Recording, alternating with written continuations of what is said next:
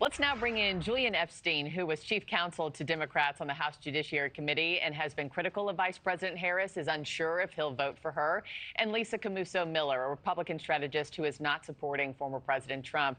Good morning to both of you. You don't come across many political guests who aren't in support of their party's candidate. So, Lisa, let me start with you. You're a Republican who's not supporting Trump. Election is just 12 days out.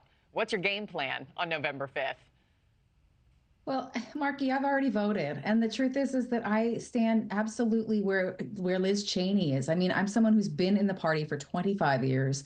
I have worked to elect politicians that stand for principles and stand for practices that really do fundamentally hit where the American people want them to hit, and that's in their pocketbook. And so for me, as much as we have all of this Donald Trump standing up and speaking the way he has, it's really turned the party into something that I don't recognize. And so as much as I'm not necessarily a fan of the way that the president and the way he's conducted his election, I'm also not terribly fond of the way that Democrats have our foot up with their principles. This has become a party and an election of the base, right? And so it's left a lot of people like myself really homeless in this election. And I think that you're finding that in the polls. You're seeing that people are fundamentally unhappy with both candidates. But I think the one thing that you're going to find is that people will go to the polls and they will reject the negativity and the vitriol and the unhappiness that really politics has become for so many people that otherwise would be supporting a candidate that was principled and in favor of political party fundamentals that ordinarily would be with the party that I stand for and very much worked for 25 years. Julian, let you hop in. You're a Dem, unsure on Harris. What's your plan on Election Day? Well, I'm still waiting to see if she can close the deal, and I don't think she helped herself last night.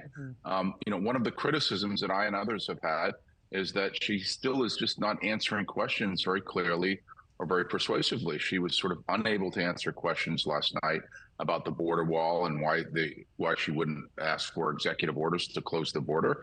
She was unable to clarify her position on fracking in a persuasive way.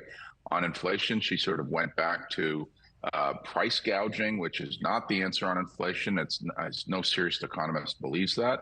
The answers that she has continued to give as she's tried to sell herself have been not direct answers to questions and have sort of been, a fog of haze, sort of these canned responses that don't really respond to the answers. So I think a lot of people question whether she is, really prepared for the job if she can't answer simple questions directly.